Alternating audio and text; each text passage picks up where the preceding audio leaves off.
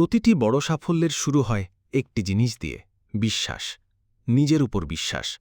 যখন পৃথিবী বলে তুমি পারবে না, তখনও যদি তুমি বলো আমি পারব, এটাই তোমার আসল শক্তি। জীবন কখনো সহজ হবে না, অনেক সময় ব্যর্থতা আসবে, হতাশা আসবে, চারপাশ থেকে নিরাশার শব্দ শোনা যাবে।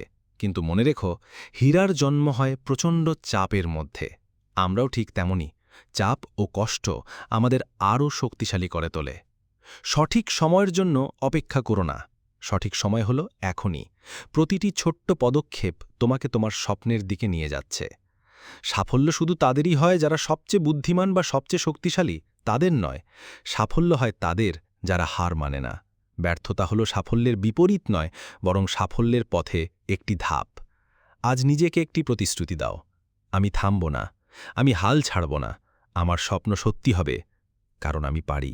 ভবিষ্যৎ সবসময় তাদেরই যারা সাহস নিয়ে এগিয়ে যায়, আর সেই ভবিষ্যৎ তোমার।